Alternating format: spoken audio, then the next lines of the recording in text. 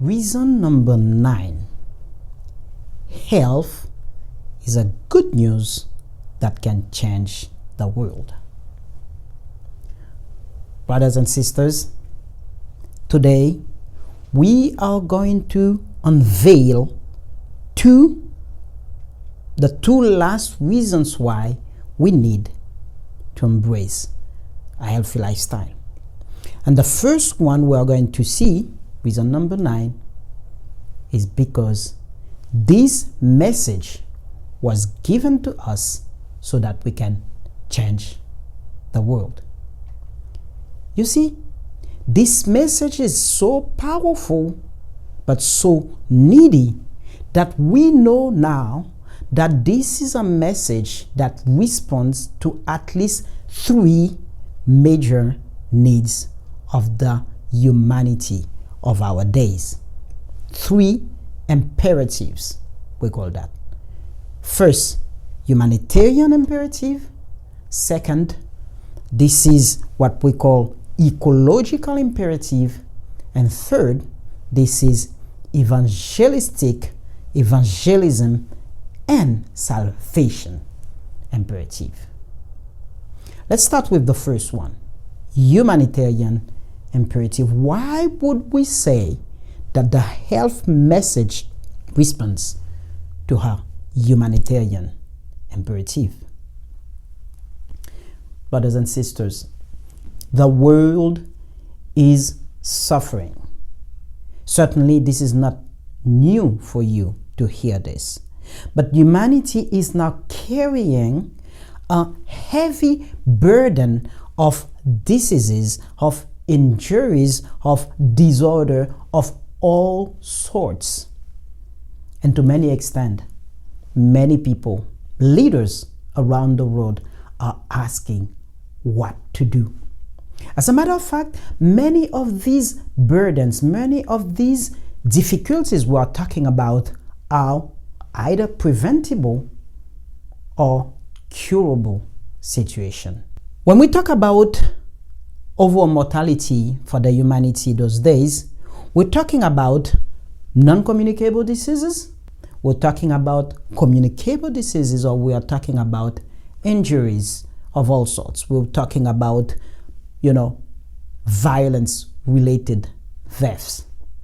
Non-communicable diseases are diseases like cardiovascular diseases, hypertension, stroke, heart failures, etc. All these sorts of diseases, we call that cardiovascular diseases. We're talking about non-communicable diseases. We're talking also about diseases like diabetes, like cancer, like arteriosclerosis, or like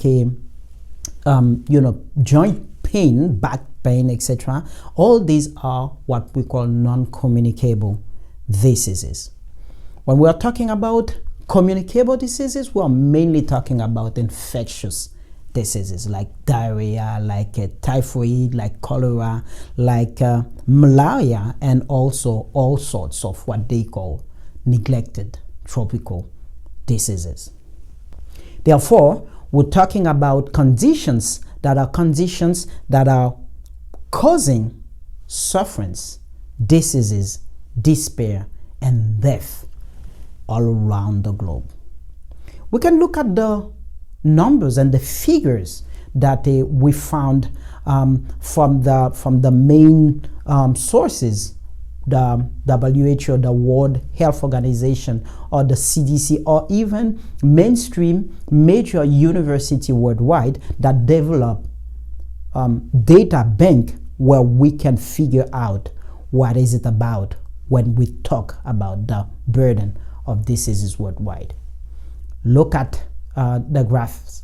You can see that non-communicable diseases are spread all around the globe. And mainly, we're talking about this disease killing in poorest countries, which is some sort of very counterintuitive, because most non-communicable diseases are in rich countries. But in poor settings, in poor communities, this is where, when these non-communicable diseases hit the population, they do not have the means to respond to these diseases. For instance, I can take one statistic that I've had. In 2015, the country in the world with the highest rate of death in stroke was my country, was Haiti. But this is not the country with the most cases of stroke.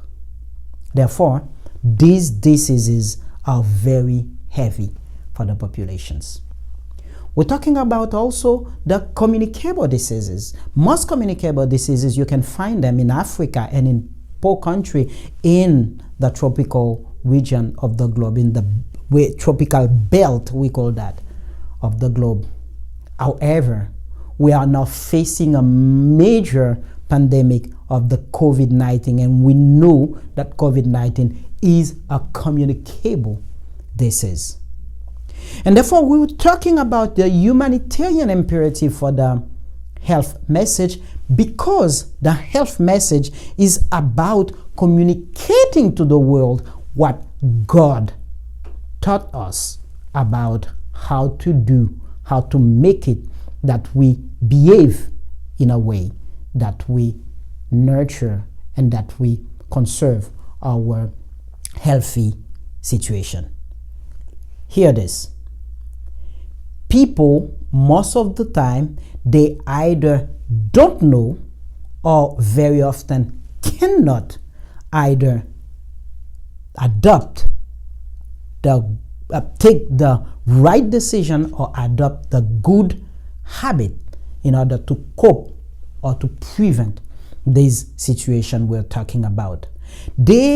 Many people are not granted access to care in the world, but the number of people that just do not know or to avoid harmful decisions or harmful habits is even greater. This is the reason why, as a public health specialist, not too long ago, it was in 2018, in August 2018, we have had in Haiti a major program to celebrate preventive medicine. And in this setting, I declared for mainstream media in Haiti that I took health illiteracy.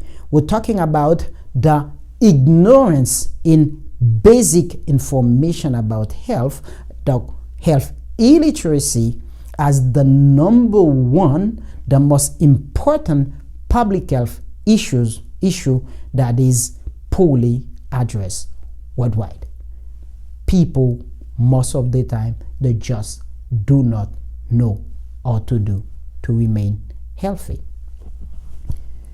Therefore, we say that the world needs the health message, because the health education that we can do to people is what can help them to develop these habits. Health, or the health message, carries what we call a humanitarian imperative, because we just said this, that the health knowledge, the health literacy is a key point to change the habit of the people. And when we are talking about health education, we are not just talking about when we are talking about the health message, we are not just talking about New Start. New Start is not the entirety of the health message. The health message is about total transformation of all angle of the human being. Therefore, we know as a Christian, we cannot be indifferent to the sufferings of the world. We have to be proactive. My friends, we have been entrusted with a comprehensive and a powerful message that can heal, but that can transform the world. That's why we need to adopt, we need to live, we need to share the health message. We need to do that because Bible told us in Isaiah 58 verses 6, it is not the kind of fasting I have chosen. The kind of fasting I'm chosen for you is to loose this chain of injustice, to untie the cord of the yoke, and to set the oppressed people free, to break every yoke. Bible told us that we need to take care of our fellow human being. Health is also an imperative when we look at it from an ecological angle. Humanitarian imperative, but also ecological imperative. Wow. What does ecology has to see with the health message? We are at the point where I can tell you that the health message has everything to see with the ecology. Brothers and sisters, you know that already. We are living in a world with major ecological crisis.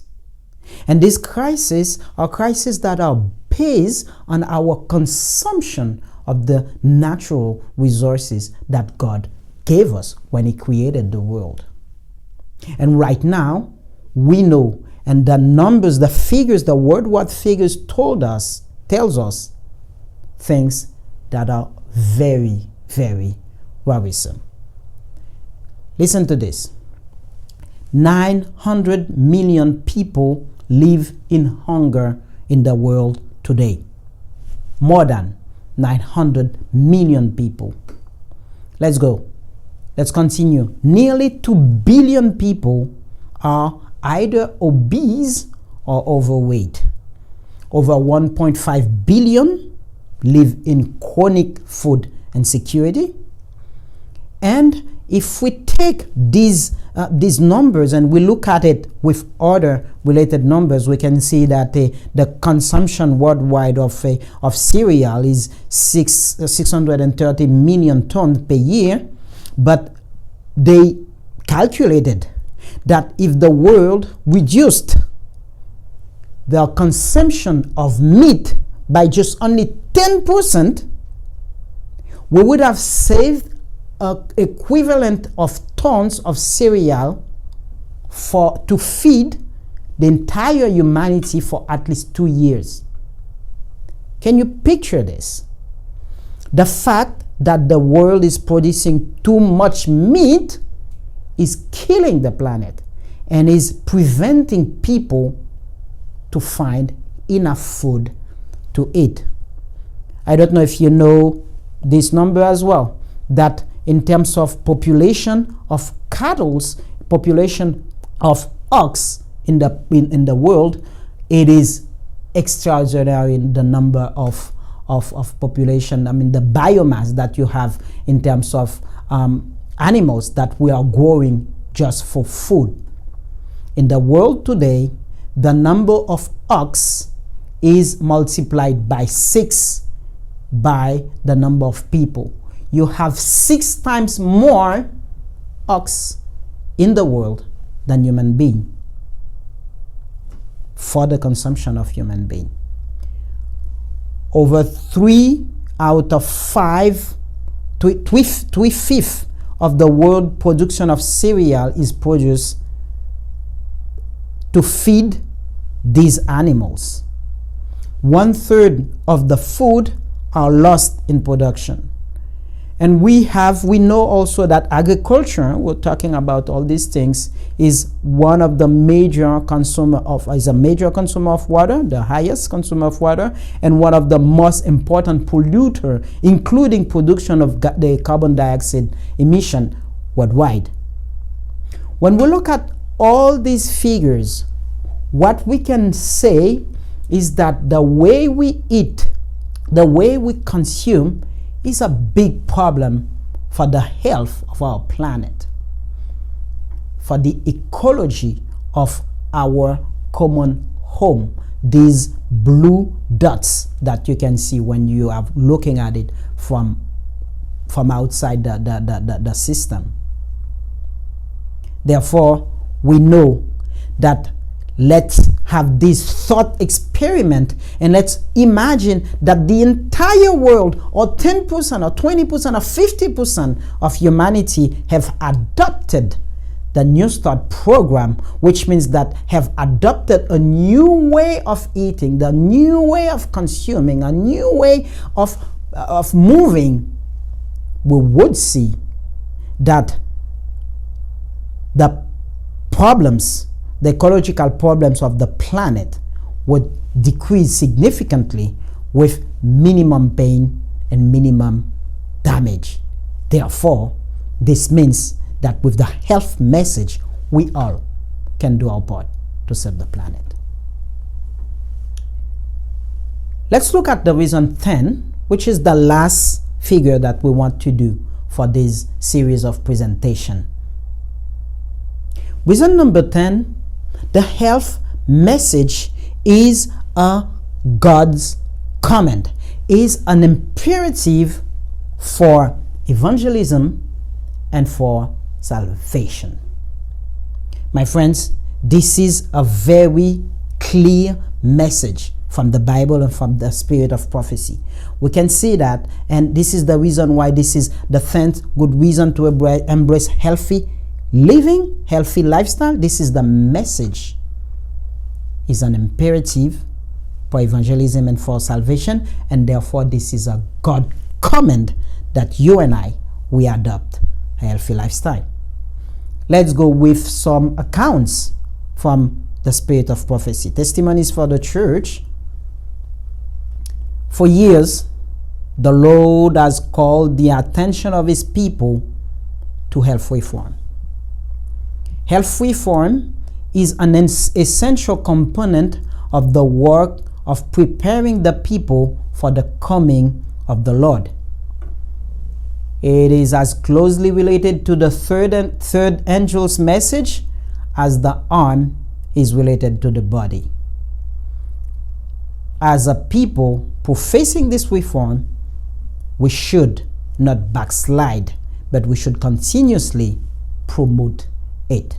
Continuously promote health and healthy habits. Let us take another message from Medical Missionary, page 160. It is impossible for men and women who are subject to influences that are harmful for health, or for people that are under the influence of sin, to grasp the sacred truths. This work, talking about the medical work, the health ministry, the health message, will restore the moral image of God in men. This is Ellen White speaking. This is revelation from the spirit of prophecy in Medical Missionary. And she continues to say, it is God's will that Medical Missionary work paved the way for the presentation of the saving truth of the third angel's message. It has been shown to me that the health reform is an integral part of the great work